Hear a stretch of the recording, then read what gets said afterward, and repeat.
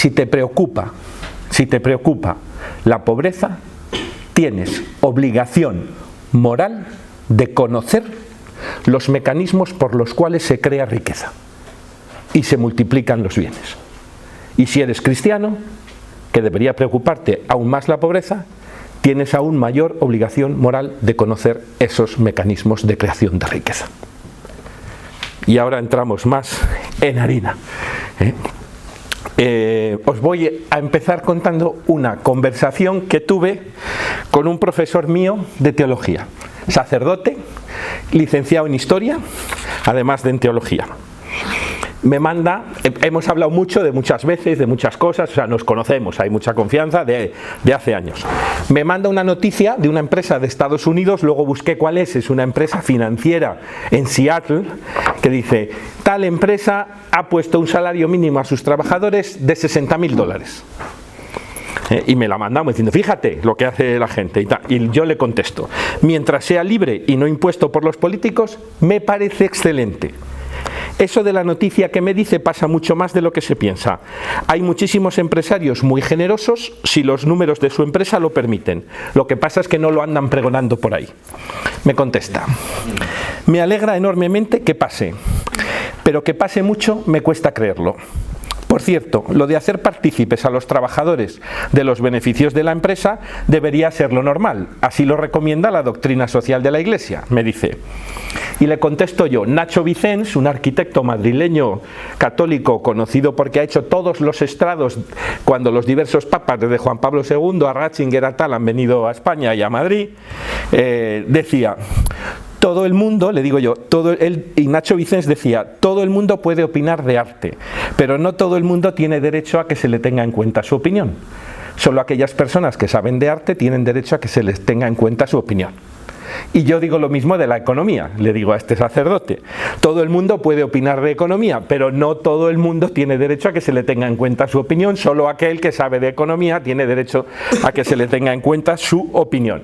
Y me temo que no es tu caso, ni el de Jesús Ballesteros, que es un catedrático de filosofía del derecho, que me mandaba también un vídeo de él y tal, ¿no? Y entonces me contesta, si no me equivoco, el fin de la economía es la producción y la distribución de la riqueza. Me temo que no todos los que saben de economía tienen claro este doble fin. Hay gente que sabe de economía y prioriza el beneficio, y gente que sabe de economía y prioriza la distribución de la riqueza, me dice. Pero claro, si no tengo derecho a opinar, esta conversación no tiene sentido. Le digo yo, a ver, tiene derecho a opinar de economía incluso, es lo que le he dicho, pero no a que se le tenga en cuenta su opinión, le pongo un emoticono y tal, ¿no? Digo, mi fin, entre otros, como el suyo, es la erradicación de la pobreza y el acceso universal a la sanidad y a la educación. Me contesta, la descalificación global de una persona me parece poco razonable, preferiría que me dijeras en qué se equivoca Jesús Ballesteros.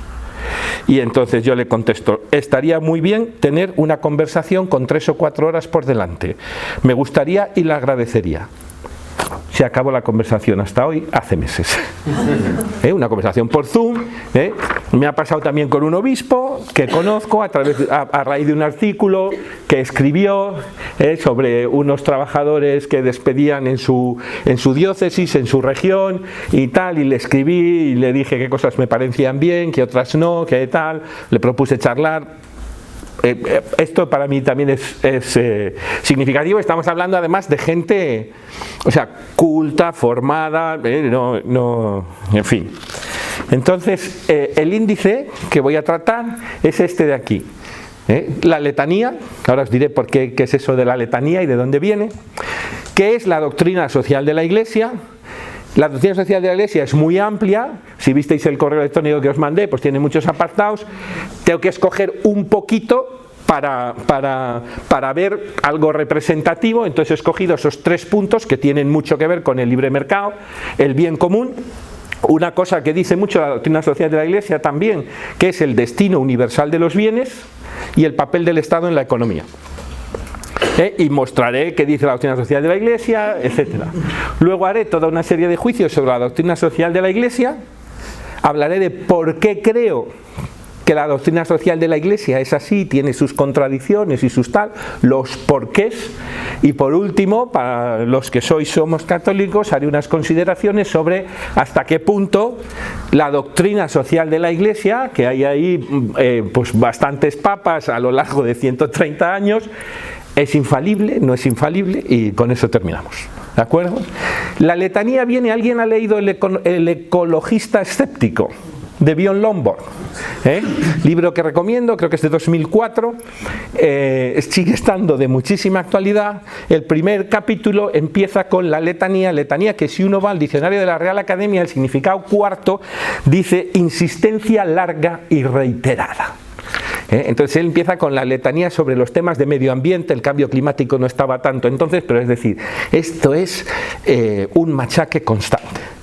Pues en el tema de los ricos, los pobres, el Estado, los eclesiásticos, los obispos, es una letanía, es una resistencia larga y reiterada. Os voy a leer los párrafos, un par de párrafos de los apuntes de una asignatura. La asignatura era el misterio de Dios trinitario, sobre la Trinidad.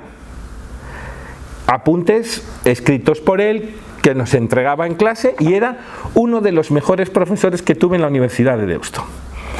Como esto es público, se puede decir. Francisco Javier Victoria Cormezana. Los resultados de las políticas económicas evidencian que, a diferencia del Dios vida, el Dios mercado, entrecomillado, ni ha traído consigo salario a los países pobres, ni siquiera les alivió su deuda externa, sino todo lo contrario. En lugar de dirigir, tratar con cuidado y llevar solidariamente en su seno a esos pueblos hasta la tierra de la libertad y de la vida, los humilló. El Dios mercado los humilló, los hirió, los condujo al degolladero, convirtiéndolos en la figura histórica del siervo de Dios anunciado por el profeta Isaías. Y cita Isaías porque esto es una paráfrasis de Isaías 52. Se ha construido el mercado como un escenario exclusivo para los beneficios y los capitales sin control de las fuerzas sociales y los gobiernos. El resultado final son los sacrificios humanos. La economía de mercado se ha convertido en el ídolo por antonomasia, originante de todos los demás. Esto es 2009, antes del Papa Francisco. El Papa Francisco no sale de la nada, evidentemente, ¿no? Pero claro, esto es uno de los profesores que tuve yo. Pero es que da igual, podéis coger en internet, buscáis obispo, mercado y veis lo que sale. O sea, no hace falta más. Voy a traer algunas citas. Este es más que un obispo, es del Consejo Episcopal de Latinoamérica, el CELAM. Estamos viendo, esto es de, yo creo que es de la crisis de 2008, pues sería el 2009-2010. Estamos viendo cómo la mala conducta individual, burda y sin control en la actividad del mercado afecta la estabilidad de las empresas, pero también de los países. Los hombres de negocios juegan irresponsablemente con el futuro de las empresas, afectando las vidas de muchas familias en el mundo. El crimen organizado en el campo de la economía, expresado en nuevas formas de especulación irresponsable y en comportamientos deshonestos en la interacción empresarial, se ha aprovechado de las ventajas de la globalización para sacar provecho para unos pocos. ¿Esto es la doctrina social de la Iglesia? No estrictamente, pero son obispos hablando de economía. Y de esto hay así, desde hace muchos años. Conferencia Episcopal Española. ¿De qué año? Del 84. No hace falta ir. Dices, en el año 84. En toda situación de crisis económica, cada individuo, cada clase social, cada sector y cada región ve en los demás su posible enemigo más directo, pues intuye que su bienestar puede quedar amenazado por los intereses del otro. Ha llegado el momento de elaborar una especie de plan económico de salvación nacional. Esto está escrito por los obispos de España en el año 84. Si de verdad se quiere asegurar en el próximo futuro un puesto de trabajo a todos los españoles, el gobierno debería decidirse ya por una planificación global de la economía, señalando una serie de objetivos a conseguir y las correspondientes medidas para alcanzar esos objetivos. Consecuentes con este criterio moral, nos sentimos obligados a denunciar aunque pueda doler a algunos, que puede ser un pecado grave de insolidaridad comportamientos como estos: la evasión de capitales, el notable incremento de la economía subterránea, el mantenimiento ilegal del pluriempleo y horas extraordinarias, la defensa egoísta de las propias rentas salariales, el freno de las inversiones por temor a un riesgo no siempre objetivo, el exceso de gastos superfluos, los ingresos inmoderados de algunas profesiones liberales, el nepotismo en la distribución de nuevos empleos, ojito con colocar en tu propia empresa a tu hijo, ojito, porque puede ser un pecado grave, el nepotismo en la distribución de los nuevos empleos, así como el elevado fraude fiscal y sociolaboral a los que nos hemos referido anteriormente. Esto de Conferencia Episcopal Española. Voy a seguir un poco porque merece la pena. Un obispo representante de la Curia Vaticana, representante del Vaticano en la Organización Mundial de Comercio, el obispo Girotti, en 2008 decía: las desigualdades sociales y económicas hacen que los pobres sean cada vez más pobres y los ricos cada vez más ricos, situación que alimenta una injusticia social insostenible. Esto es textual del obispo Girotti en 2008, representante del Vaticano en la Organización Mundial de Comercio. Este era del Vaticano, no es el representante de la Organización Mundial de Comercio. Es el arzobispo de Dublín, era a su vez representante del Vaticano en la Organización Mundial de Comercio, y este es el que se llama Diarmuid Martin. Este decía lo siguiente: el crecimiento económico siempre conlleva una responsabilidad social. El crecimiento descontrolado nunca ha producido sostenibilidad. El mercado es vital, pero el mercado tiene una función esencialmente social. Solo puede funcionar en un marco ético y jurídico donde se proteja al vulnerable y la arrogancia natural del poderoso sea frenada. Ya sabéis quién tiene que constituir ese marco donde se proteja al vulnerable y la arrogancia natural del poderoso sea frenada. Pues el Estado, lógicamente, ¿no? Y iba a decir lo último, es que me resisto, y he tachado, os aseguro que cuando he repasado la conferencia he quitado cosas de todas las que tenía preparadas para no extenderme mucho, ¿no? El ingreso de México al sistema de libre mercado, este es el arzobispo de Saltillo en México, permitió ubicar al país como la 10ª economía del mundo y a tener al 4º hombre millonario a escala global, Carlos Slim, pero a costa de tener al 75% de su población en pobreza y a la tercera parte de la misma en pobreza extrema. Así es la distribución de la riqueza que se alcanza, esto es el mismo obispo, el de Saltillo, así es la distribución de la riqueza que se alcanza con el neoliberalismo, un atropello a los derechos humanos. Los gobiernos de este continente, como tantos otros en el mundo, han adoptado el modelo neoliberal. Este sistema está pensado para lograr que la riqueza se acumule en unas cuantas manos a costa del empobrecimiento de muchos, lo cual es eminentemente inmoral. Y luego, es que esto viene de un trabajo que presenté en la propia Facultad de Teología sobre este tema en concreto. Entonces esto está hecho antes de que llegara el Papa Francisco, y el Papa Francisco pues tenemos citas todas y más. Solo voy a poner una de la Evangelii Gaudium: mientras las ganancias de unos pocos crecen exponencialmente, las de la mayoría se quedan cada vez más lejos del bienestar de esa minoría feliz. Este desequilibrio proviene de ideologías que defienden la autonomía absoluta de los mercados. Y luego otra frase que se hizo famosa y que de hecho ha dado no solo para uno sino para varios libros, también de la Evangelii Gaudium y del Papa Francisco: la economía actual es una economía de exclusión e inequidad. Esa economía mata. Entonces, estos son citas de cómo está el estado de la cuestión.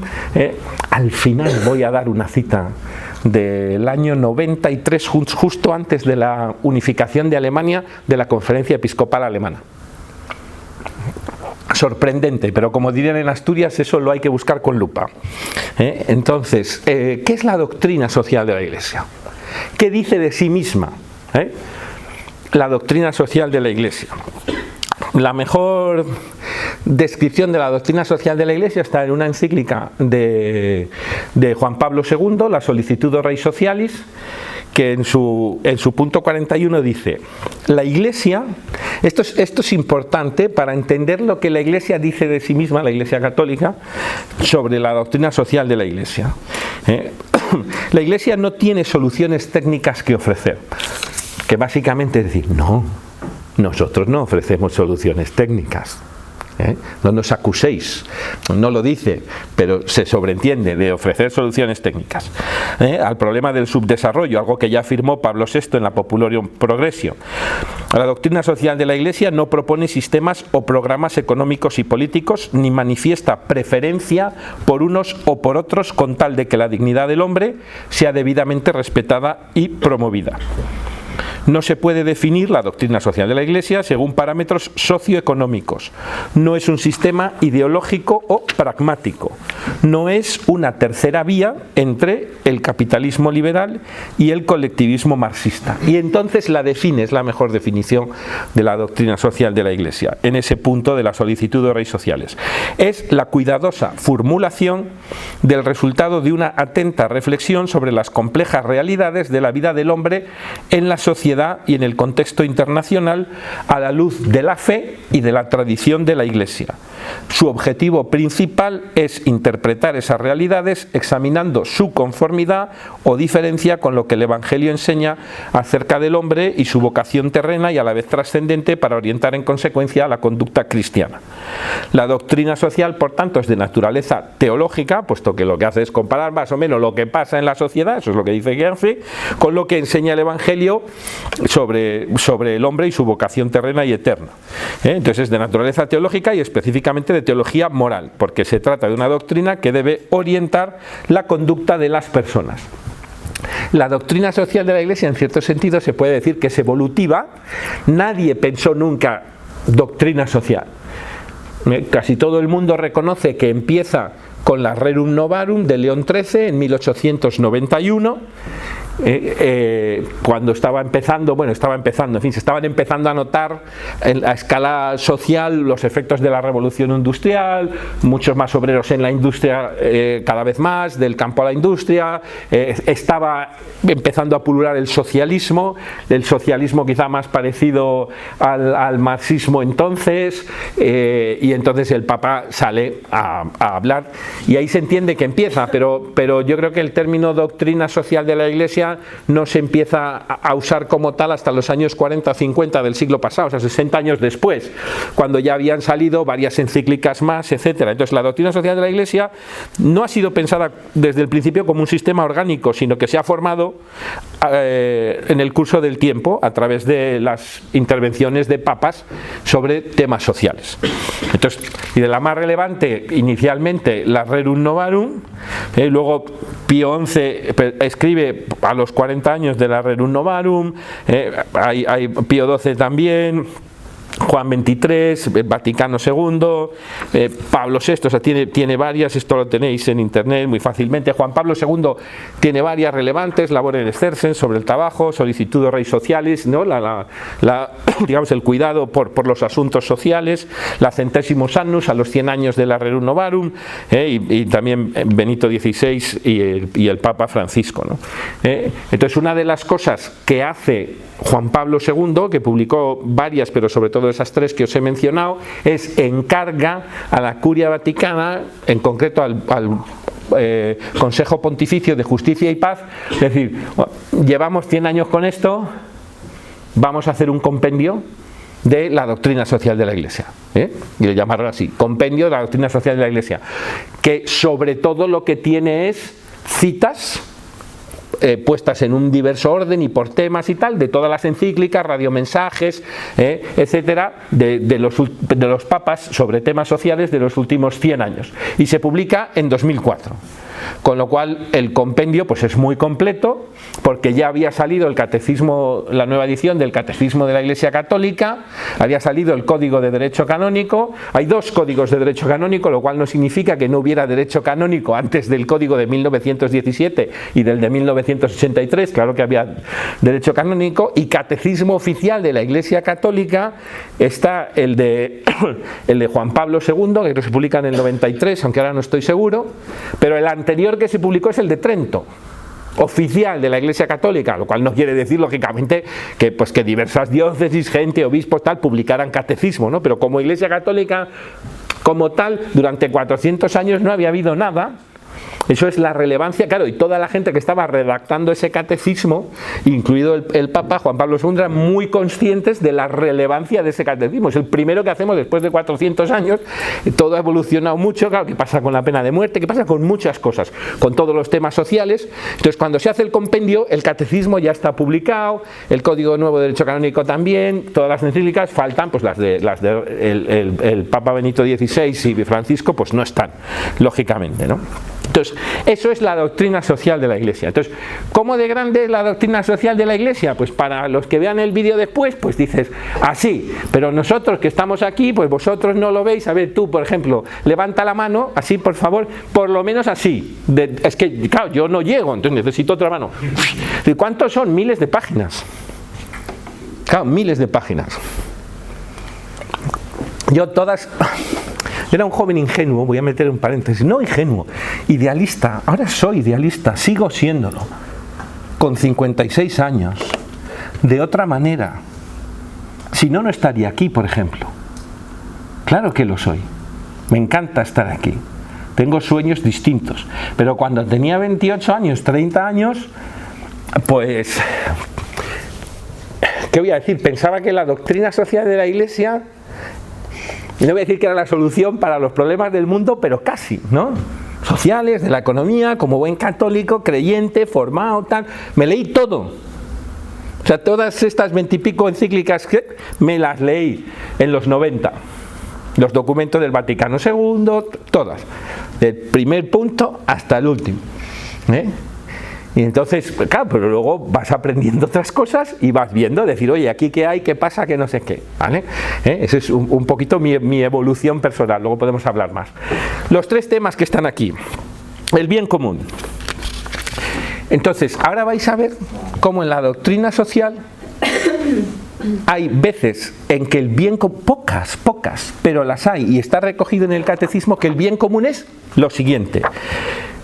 Por bien común se entiende el conjunto de condiciones de la vida social que hacen posible a las asociaciones y a cada uno de sus miembros el logro más pleno y más fácil de la propia perfección. Estamos totalmente de acuerdo con eso. Es decir, condiciones para que cada uno persiga sus propios fines. Individualmente, de modo asociativo, la sociedad civil, etcétera.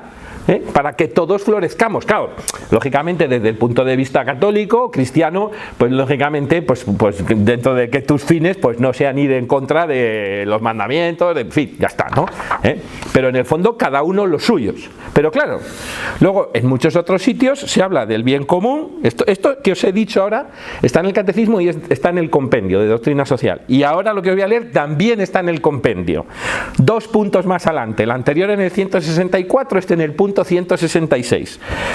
Tales exigencias atañen ante todo a la correcta organización de los poderes del Estado, a un sólido ordenamiento jurídico, a la salvaguardia del ambiente, a la prestación de los servicios esenciales para las personas, algunos de los cuales son al mismo tiempo derechos del hombre: alimentación, habitación, trabajo, educación, acceso a la cultura, transporte, salud, libre circulación de las informaciones y tutela de la libertad religiosa, sin olvidar la contribución que cada nación tiene del deber de dar para establecer una verdadera cooperación internacional en vistas del bien común de la humanidad entera, o sea, ayuda internacional, de estados a otros estados. Entonces, ahí veis que, claro, ¿cuál de las dos concepciones predomina en la doctrina social? La segunda mucho más que la primera en muchos más casos, pero están las dos. El destino universal de los bienes. El destino universal de los bienes habla mucho la doctrina social, el Papa Francisco ha hablado bastante, es parecido a la frase de la Constitución española de que la propiedad privada está al servicio del interés general. Pues ya tienes esa frase y ahí cabe todo. Entonces, Juan Pablo II, en la solicitud de Rey Sociales, punto 42, decía: es necesario recordar una vez más aquel principio peculiar de la doctrina cristiana. Los bienes de este mundo están originariamente destinados a todos. El derecho a la propiedad privada es válido y necesario, pero no anula el valor de tal principio. En efecto, sobre la propiedad privada grava una hipoteca social, es decir, posee como cualidad intrínseca una función social fundada y justificada precisamente sobre el principio del destino universal de los bienes. ¿Qué es lo que pasa? Que tampoco interpreta nada más. Entonces, pues ahí podemos justificar todo. Entonces, claro, yo me voy a León XIII, me encanta la Rerum Novarum. O sea, de todo lo que podéis leer, si queréis leer algún documento entero, os aconsejo la Rerum Novarum. Que, por cierto, en mi conferencia que di en Juan de Mariana, que está en internet, sobre justicia social y desigualdad, cito a León XIII varias veces, con citas que hoy no diría casi voy a salvar ningún obispo del mundo. ¿Cuántos hay? 5.000. Pues 4.995 no dirían ninguna, o sea, alguna de las cosas que dice León XIII en la Rerum Novarum, que es doctrina católica también, como esta, por ejemplo, en punto 6 de la Rerum Novarum. A pesar de que la propiedad privada se halle repartida entre los particulares, no deja por ello de servir a la común utilidad de todos, ya que no hay mortal alguno que no se alimente con lo que los campos producen. ¿Qué está diciendo aquí León XIII?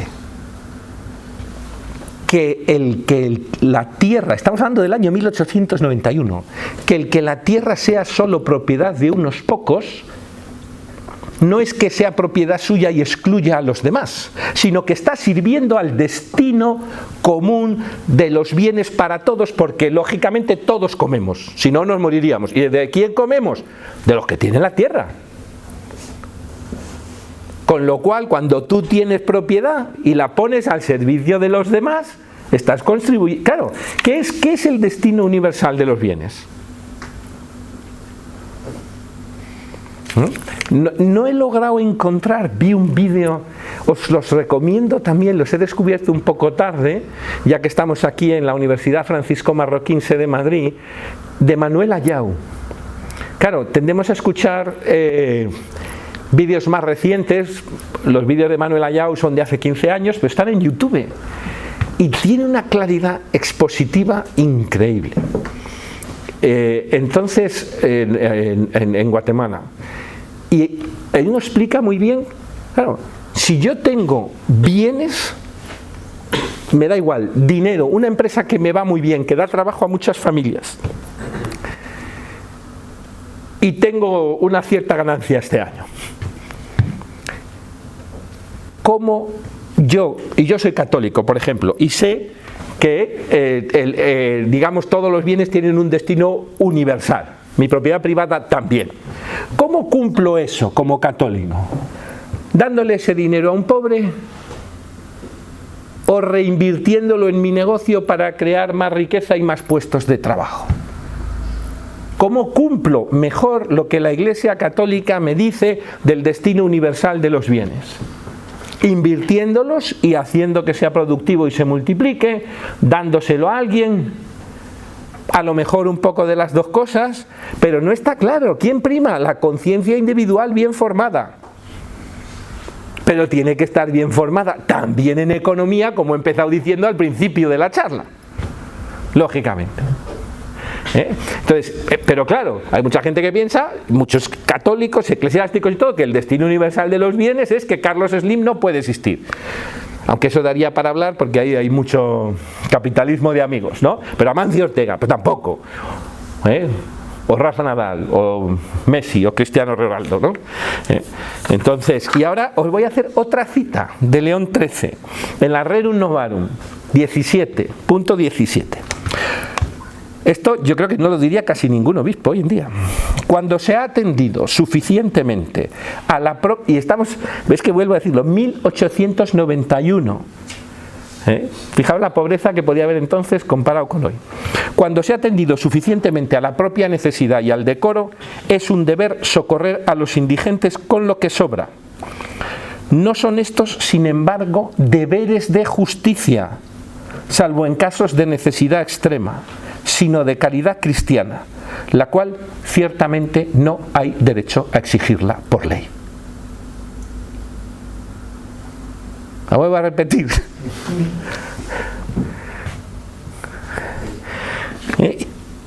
Socorrer al indigente, salvo en caso de necesidad extrema, no es un deber de justicia, sino de caridad cristiana, la cual ciertamente no hay derecho de exigirla por ley.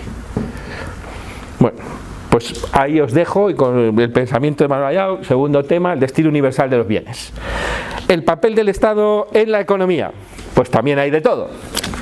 También hay de todo. El compendio en el punto 418 dice: la comunidad política y la sociedad civil, aun cuando estén recíprocamente vinculadas y sean interdependientes, no son iguales en la jerarquía de los fines.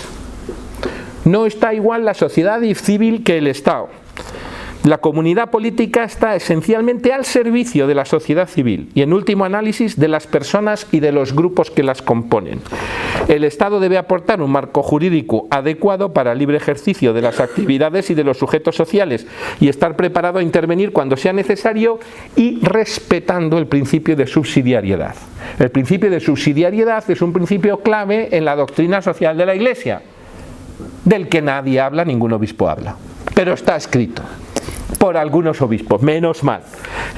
¿Dónde está? Pues está definido muy bien en la 40º anno por Pío XI en 1931. Como no se puede quitar a los individuos y darlo a la comunidad lo que ellos pueden realizar con su propio esfuerzo e industria, así tampoco es justo, constituyendo un grave perjuicio y perturbación del recto orden, quitar a las comunidades menores e inferiores lo que ellas pueden hacer y proporcionar, y dárselo a una sociedad mayor y más elevada, ya que toda acción de la sociedad, por su propia fuerza y naturaleza, debe prestar ayuda a los miembros del cuerpo social, pero no destruirlos y absorberlos. Con este párrafo nos hemos cargado la sanidad pública, la educación pública, las pensiones públicas, porque no hace ninguna falta. Y está clarísimo y es doctrina social de la Iglesia. Pero a la vez que está eso, pues está la Centesimus Annus, Juan Pablo II, que nos está dando el Papa Francisco, que dice: para conseguir estos fines el Estado debe participar directa o indirectamente. Directamente y según el principio de solidaridad, que es otro principio, poniendo en defensa de los más débiles algunos límites a la autonomía de las partes que deciden las condiciones de trabajo, asegurando en todo caso un mínimo vital al trabajador en paro y asegurando unos niveles salariales adecuados al mantenimiento del trabajador y de su familia, incluso con una cierta capacidad de ahorro. Entonces, cuando hablo del principio de subsidiariedad, poco, pero está en la doctrina social de la Iglesia, y cuando quiero hablo del principio de solidaridad, para que el Estado garantice salarios, incluso para que una familia viva y pueda ahorrar y todo. El papel del Estado en la economía. Entonces, como veis, pues hay de todo, pero siempre hay un sesgo mucho más grande en un sentido que el otro. Entonces ahora voy a los juicios sobre la doctrina, mis juicios. Debería haber puesto el artículo posesivo, porque son míos, es una opinión personal. He seguido ahí, no sé si conocéis el Centro Diego de Covarrubias, que es liberalismo cristiano. Edita libros y cuadernos. Hay uno que se puede descargar en internet sobre la doctrina social de la Iglesia, de José María de la Cuesta Rute. Es un opúsculo de 40 páginas, ¿no? Donde él habla de lo que él opina, y aquí tengo algunas de sus ideas, algunas de las cuales incluso yo no me hubiera atrevido a decirla. José María de la Cuesta Rute falleció en 2020 con 85 años, fue catedrático de Derecho Mercantil en la Complutense y una persona muy conocida, muchas conferencias, muchas publicaciones, y conocido públicamente como católico y como pensador católico. Entonces, tengo 12 juicios sobre la doctrina social de la Iglesia. Entonces, la doctrina social de la Iglesia califica de individualista y por tanto de egoísta todas las acciones del individuo. Si es algo que decides tú y vas a... como es una decisión tuya, lo cual entra en contradicción con la propia doctrina católica, porque evidentemente Dios nos ha hecho libres y quiere que le queramos libremente, y que libremente, digamos, nos ha dado 30, 60, 80 años, los que sean, para ir desarrollándonos como ser humano con nuestras propias decisiones. La doctrina social de la Iglesia, si son tuyas, pues son egoístas. Luego, no habla para nada prácticamente de los mecanismos de multiplicación de la riqueza y de creación de riqueza, que es lo que hablaba al principio. Cosa muy sorprendente que desde aquí hasta allí de páginas no se hable de eso. Podemos concluir que a la doctrina social de la Iglesia prácticamente lo que le importa es la distribución de la riqueza, y que muchas veces presupone que la economía es un juego de suma cero, o en lo más optimista no capta que distribución de riqueza y producción de riqueza está unido. Si tú pones mucho hincapié en distribución de la riqueza, desincentivas la producción de riqueza. No son dos cosas separables e independientes entre sí, ni muchísimo menos, ¿no? Entonces, aquí tengo el nombre de ese opúsculo de la Cuesta Rute, se llama Mis perplejidades ante la DSI, ante la doctrina social de la Iglesia.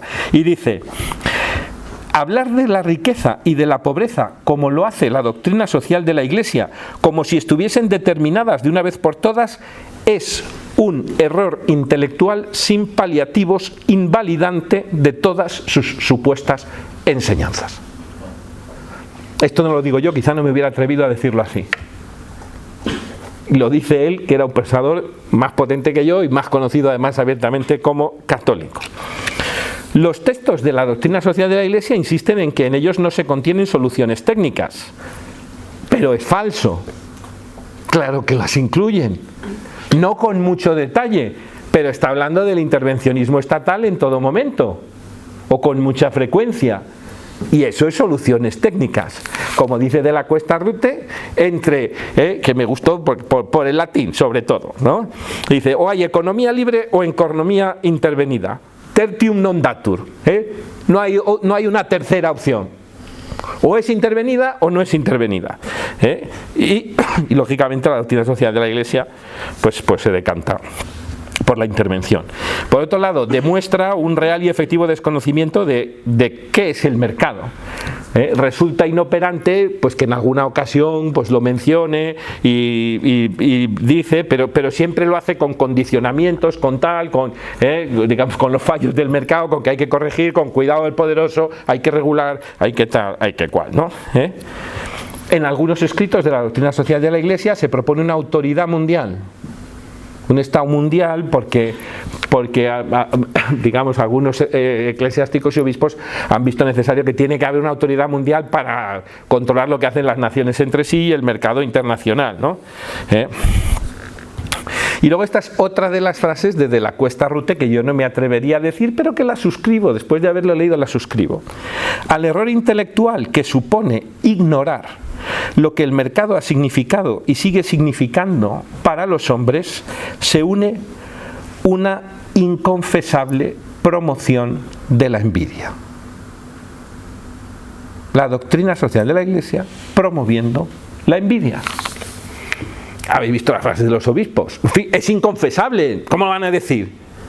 Pero están hablando de los que más tienen, de los que menos tienen, que si alguien tiene más es a costa de los que tienen menos. ¿Eso qué es?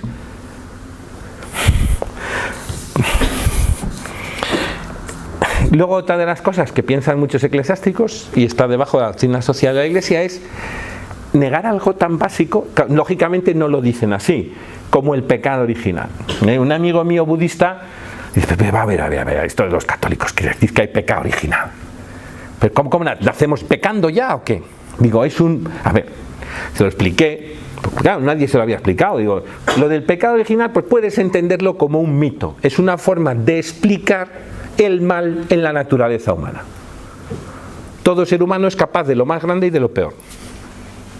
Y eso es el pecado original. El Concilio de Trento dice que por el pecado original la naturaleza humana fue mudada en peor. Y entonces, pues en el fondo el pecado original lo que nos dice a cada uno, pero sobre todo a ti mismo, más que al otro, es: Miguel Ángel, cuidadín, que eres capaz de mal y de mucho mal, y de hacer daño a los demás. Y eso es doctrina cristiana básica. Pero en la doctrina social de la Iglesia parece que las personas al frente del Estado pues no tienen pecado original. Y ya que os voy a decir a vosotros de la teoría de Public Choice y Buchanan y ya está, ¿vale? Vosotros eso ya lo sabéis, pues persiguen su propio interés como cualquiera de nosotros. Lo que pasa es que si estás al frente del Estado, pues tienes tu forma de perseguir el interés propio es tener el monopolio de la violencia a tu favor y de la coacción y de todo, mientras que en el mercado, para perseguir tu propio interés, primero tienes que servir a los demás, que es muchísimo más cristiano. Lo otro no lo es. Luego podríamos hablar de la doctrina social de la Iglesia y del positivismo, ahí sé menos, pero lo presupone. No el derecho natural, sino claro, el positivismo legalista, ahí de la Cuesta Rute habla más, y se olvida de la enorme tradición cristiana de los límites al poder, que Juan de Mariana tenía clarísimo. Y en general, como diría Carlos Rodríguez Brown, pues la moral cristiana era una de las fortalezas privadas de los ciudadanos, de las personas frente al poder político, porque en la Edad Media, a mí me gusta mucho, tengo un tuit por ahí, me sorprendió mucho cuando estudiaba en Francia, en la Catedral de Reims hay un altorrelieve por fuera que representa el cielo y el infierno. Y en el infierno están los demonios en el caldero, con un par de almas ahí dentro, y luego hay una cola de gente que ya va al infierno. El primero es el obispo, el segundo es el rey y luego gente normal. Eso es muy interesante. Y ya sabéis que en el siglo XIII no había libros para el público común, no se había inventado la imprenta, como se enseñaba pues la doctrina católica era con las vidrieras, con los retablos, con los altorrelieves y luego oralmente, lógicamente, ¿no? Pero lo que estaba ahí dibujado o esculpido, pues lógicamente era muy importante. Y ver, el primero el obispo y el segundo el rey, es potente.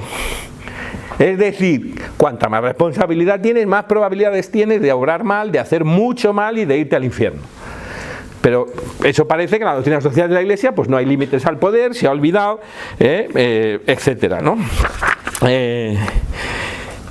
Y luego, también algo que es clave en la doctrina cristiana es que la moralidad y la culpabilidad en las acciones es individual y personal y no colectiva. Lo cual no signifique que haya, digamos, estructuras, sistemas que te dificulten más hacer el bien, pero en última instancia, el que es responsable moralmente de algo, tanto de algo bueno como de algo malo, es la persona individual. Y eso no está casi en la doctrina social de la Iglesia. No se habla de la caridad, no se habla de la ayuda al prójimo, que es súper social. Se está hablando de la macroestructura, del Estado, de tal, ¿no? Del mercado como un sistema perverso, pero son las personas individuales. Se atribuye a lo mejor al libre mercado acciones malas, concretas, de personas concretas. Y eso se olvida, y es súper cristiano, eso es antropología cristiana básica, que es decir, la persona es la responsable. Y luego, como habéis visto en esos tres temas que os he mostrado, que os he citado una de un lado y otra de otro, está llena de contradicciones. Lo que pasa es que, pues igual que la Agenda 2030, la Agenda 2030 tiene varios puntos que defienden el libre mercado. No los cita ningún político, pero están, no sé cómo lograron ponerse. De hecho está a favor de facilitar las herencias de padres a hijos y de tal, está en contra del impuesto de sucesiones. Hay cosas curiosas en la Agenda 2030, pero lógicamente es grande, pues esas cosas no las cita ningún político. Y en la doctrina social de la Iglesia pues pasa igual. Con el principio de subsidiariedad te puedes cargar el 90% de la doctrina social de la Iglesia, que está dentro de la doctrina social de la Iglesia. Entonces, bueno, pues ya está. ¿Y el por qué? ¿Por qué todo esto? Yo eso me lo he planteado mucho, ¿no? En primer lugar, la ignorancia. Y la ignorancia de la ignorancia, de la propia ignorancia. Yo digo que es mucho mejor la ingeniería nuclear que la economía, porque en ingeniería nuclear el que no sabe, sabe que no sabe. Mientras que en economía pues hay mucha gente que no sabe y no sabe que no sabe. Entonces, esa es una. Otro, pues pensar que la economía es un proceso, si no sabes, claro, si no sabes, pues caes en todos los errores, ¿no? Pensar que es un proceso de suma cero, o que el proceso de creación de riqueza y de distribución no están relacionados, si tocas uno no tocas el otro.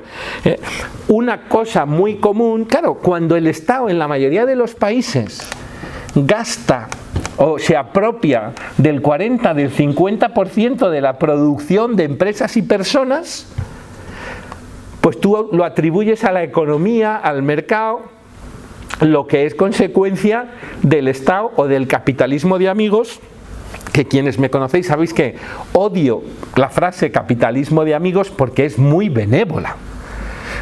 Yo llegué a una y digo, esto es capitalismo corrupto, capitalismo de mierda. Leyendo a Domingo Soriano y hablando con él, hay una mejor que es socialismo de empresa.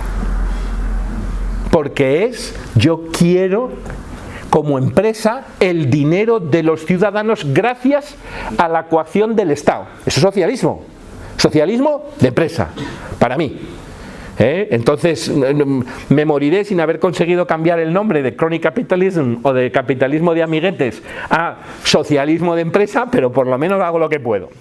Entonces, ¿qué es lo que pasa? Que muchos eclesiásticos, católicos y mucha gente en general atribuye al mercado lo que es capitalismo corrupto o socialismo de empresa o connivencia con el poder político.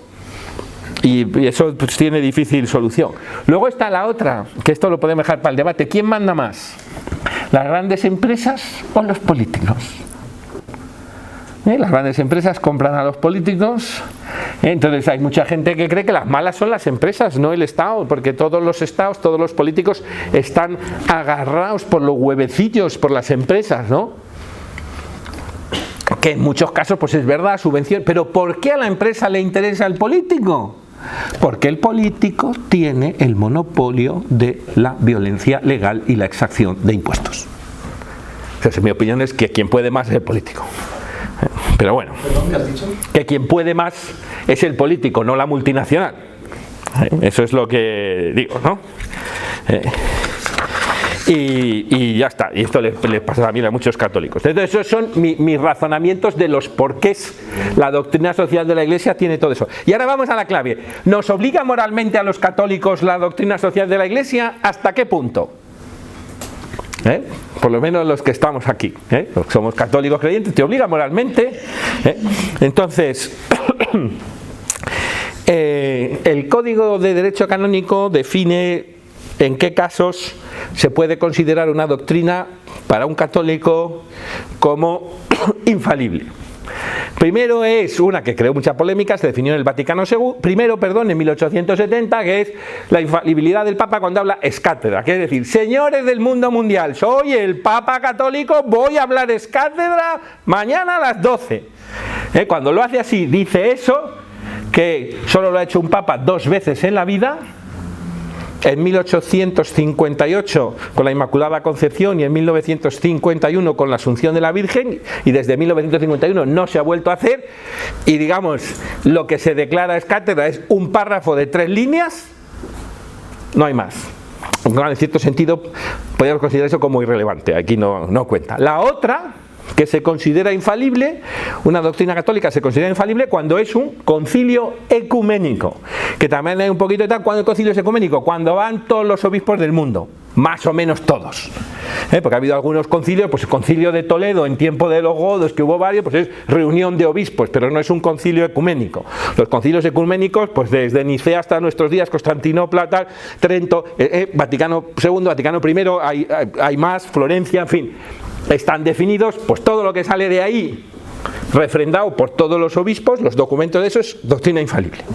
Pero la inmensa mayoría de lo que enseña la Iglesia y los obispos y los papas no pertenece a ninguna de esas dos categorías. Entonces ha habido un tema delicado, que es este, que es cuando los obispos dispersos por el mundo, pero manteniendo un vínculo de comunión entre sí y con el sucesor de Pedro, enseñando de modo auténtico, junto con el mismo romano pontífice, materias de fe y costumbres, concuerdan que una opinión debe sostenerse como definitiva. Esto es complicado, esto es teología, en fin, derecho canónico, la vida es así.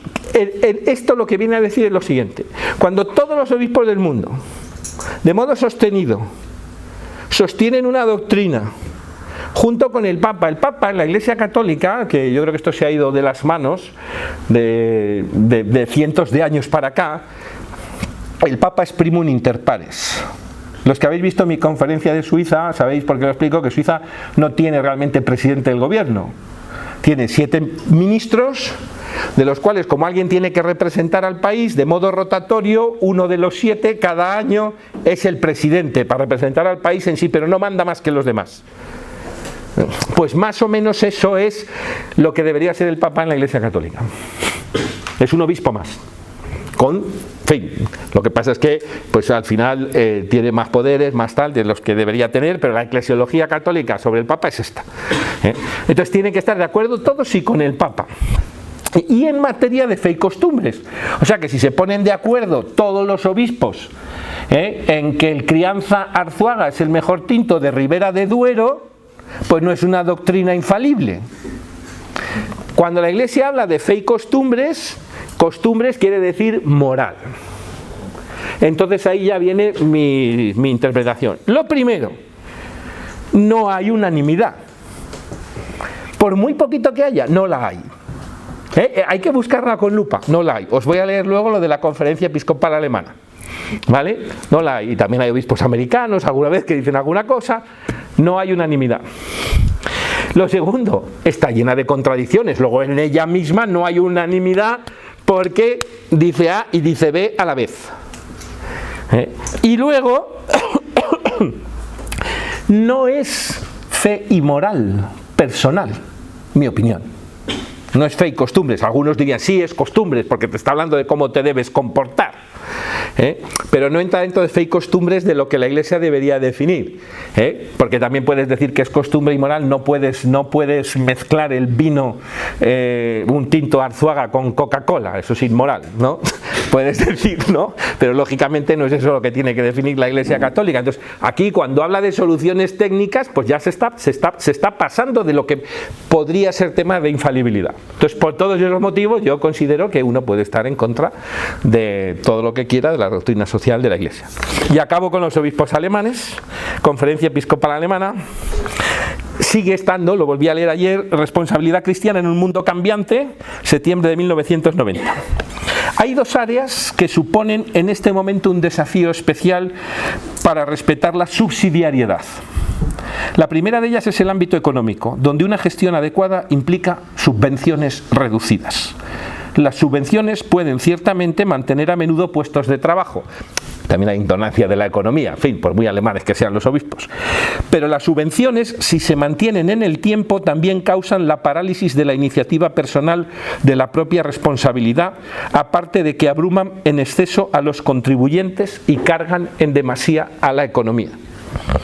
La segunda es el ámbito social, donde se ha convertido en una costumbre que lo primero sea exigir al Estado asistencia y subvenciones en lugar de esforzarse inicialmente con las propias posibilidades.